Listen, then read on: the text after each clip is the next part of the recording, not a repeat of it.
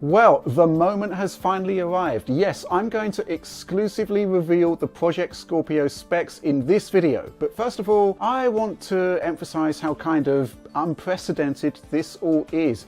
Now, usually I find out about new console specs from industry contacts, but this time, Microsoft actually invited me out to its Redmond campus to meet the architects of the system, to talk through the specs and to get the whole story there. Now, bearing in mind that Scorpio is going to be a Q4 console release, this is really early. In all of my years in the business, I've never seen anything like it. So let's talk about the heart of the system, the Scorpio engine as it's known. This is the SoC, system on chip, at the heart of the console that contains all of the core hardware: CPU, GPU, memory controllers, audio block, and audio video media processors. And well, here it is in person. And well, this is actually an early production chip straight off the production line, a really nice memento from my trip. It's a 16nm FinFET chip produced by the giant TSMC. So about 360mm square with 7 billion transistors. Okay, so let's talk specifics here, and we'll start with one of the biggest points of controversy in the current gen console designs: the CPU. Now, back when I did my Scorpio spec analysis in the wake of its E3 teaser last year, I pegged the new console as retaining the same Jaguar cores as the Xbox One, but with an upclock in place. Mainly because the Scorpio engine would already be big owing to the large GPU size, and also because, well, Microsoft promised 8 CPU cores, which sort of rules out anything else. Plenty of speculation surrounded a Ryzen implementation, which I always thought unlikely, but the truth is, well, actually a little bit more complicated. Now, strictly speaking, you could say that I got it right. Scorpio does indeed use an evolved version of the Jaguar core. Just like Xbox One, there are 2 quad-core clusters there, with a total of 4 megabytes of L2 cache, and frequency has been upgraded from 1.75 GHz to 2.3 GHz. That's a 31% uplift. Microsoft, though, has targeted optimizations at the silicon level aimed at improving coherency between CPU and GPU, and it has targeted lower latency as a priority. Now, if the processor cores can't access data from memory owing to bottlenecks in the pipeline, it effectively stalls. So increased frequency and lower latency are key to the custom CPU improvements here. But there is more. Now, at the front end of the GPU sits the command processor, which kind of takes the instructions from the CPU and, well, processes them. And here's where things get really interesting. Microsoft's engineers have effectively made a hardware implementation of DirectX 12 integrated directly into the GPU command processor. Draw call instructions on the CPU that would typically require thousands of instructions are now reduced to just 11. Yes, 11. State changes that are also heavy on CPU are now cut down to just 9. Microsoft tells me that this custom hardware alteration should drop CPU rendering workload by half on titles built on DX12 renderers. Games like Star Wars Battlefront, Battlefield 1, Gears of War 4, and the latest Forza titles, for example. Audio processing can be CPU intensive too, and this can also be offloaded to the dedicated silicon on the Scorpio engine. Well, the APB, as it's called, the audio processing block, is actually the same core hardware as that found in Xbox One. Now, here's some good news. Spatial audio in the form of Dolby Atmos and Dolby Atmos for headphones is going to be supported for Scorpio, effectively adding a height component to 7.1 surround. As the silicon is unchanged, all Xbox owners, whether you're using the original one, the One S, or indeed Scorpio, will benefit from this upgrade. Next up, let's talk GPU. Okay, so last year Microsoft promised us 6 teraflop graphics hardware, a huge upgrade over Xbox One's 1.31 teraflops, and even an impressive boost over PS4 Pro's 4.2, effectively meaning complete Scorpio dominance over all key parts of the processing specification. Now, I can confirm that 6TF has been delivered, no more, no less, but how they've done it is nothing short of remarkable. Now, regular viewers may recall that I came up with the notion of a very large GPU with 56 or 60 AMD compute units running at fairly slow clocks based on the kind of constraints we've seen on Xbox One, PS4 and of course the Pro.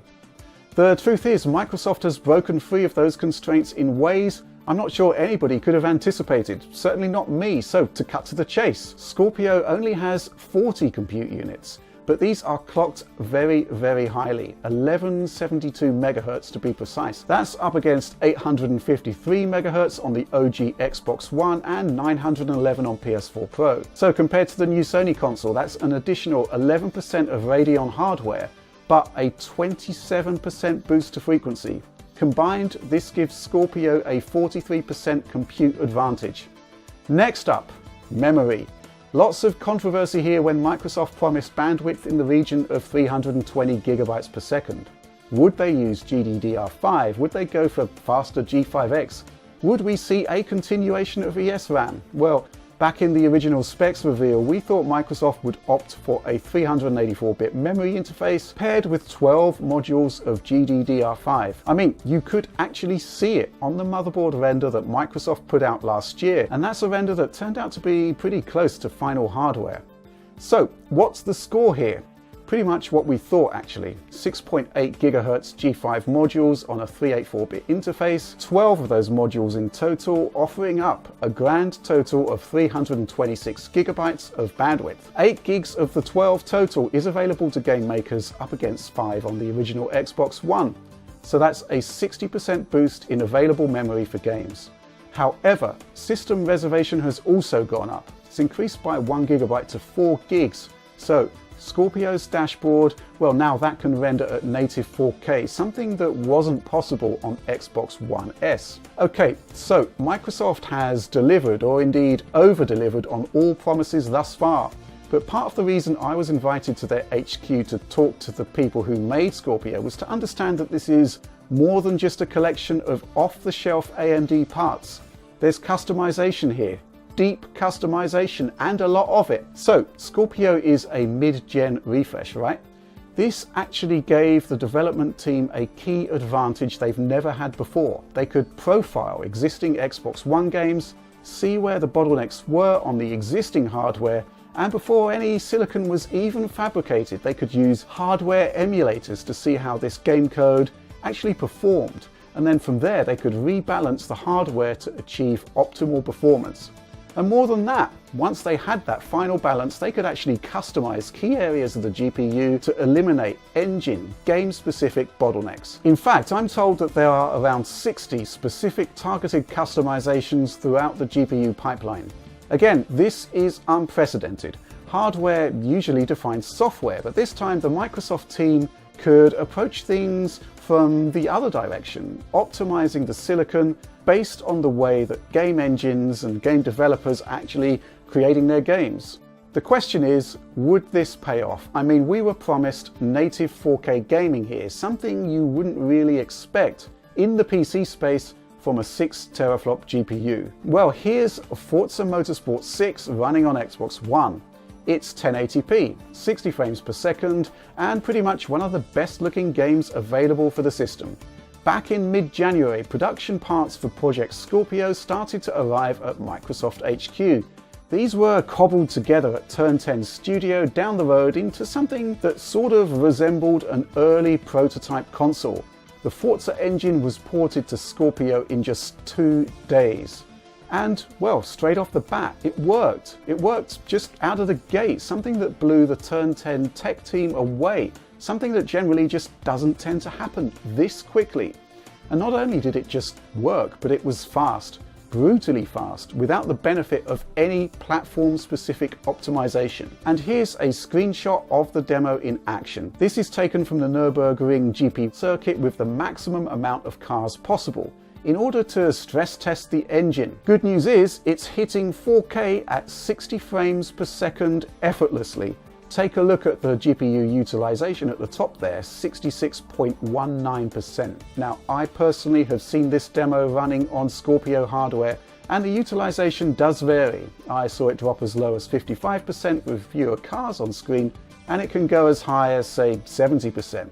But the point is that this is a straight Xbox One port. The only Scorpio enhancement is the resolution and the inclusion of 4K art assets. This means that yes, we will see 1080p Xbox One games running at native 4K on Scorpio.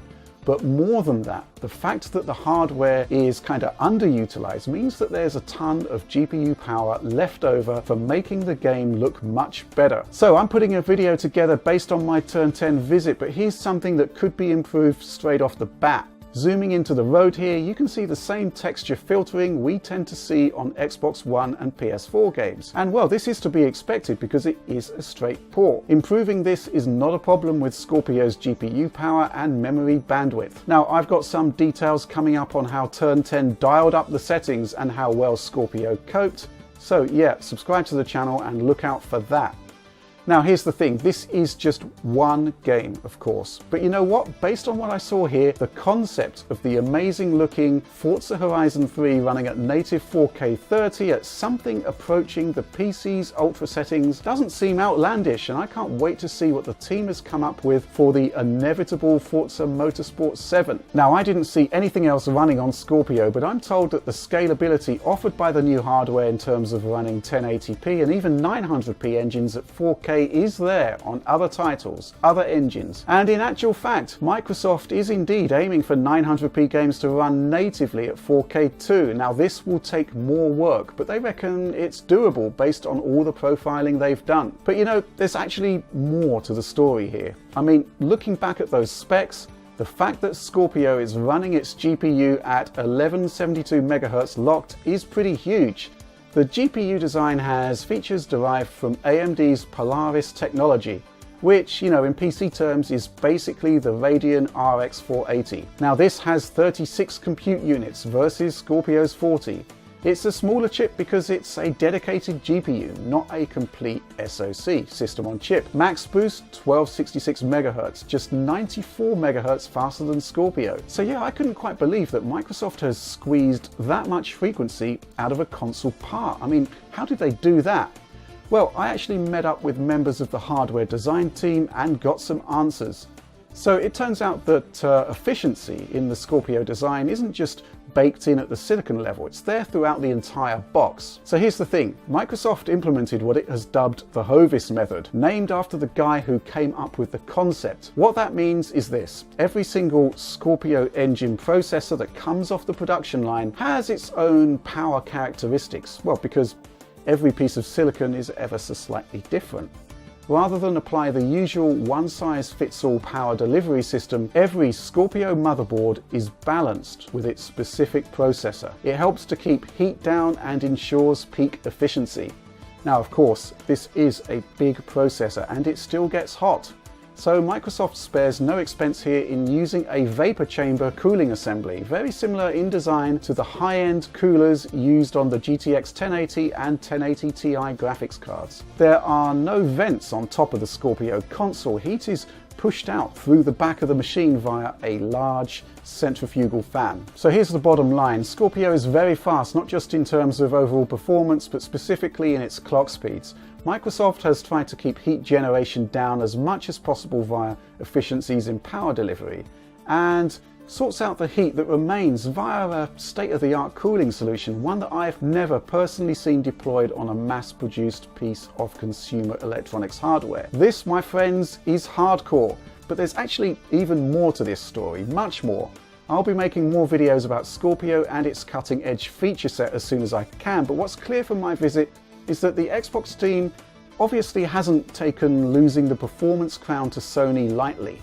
This is the full force of one of the world's biggest companies focusing intently on producing the most powerful games console ever made. So yeah, much more to this story, much more to come. So for example, Microsoft really don't want 1080p users to feel left behind, so all Scorpio games will super sample down to 1080p from full 4K, and all game modes, high performance, high resolution, whatever, these will be available to all users regardless of their display. Now this is something that kind of wound us up on PS4 Pro, won't be an issue on Scorpio. Game DVR gets a 4K 60 HEVC video upgrade too.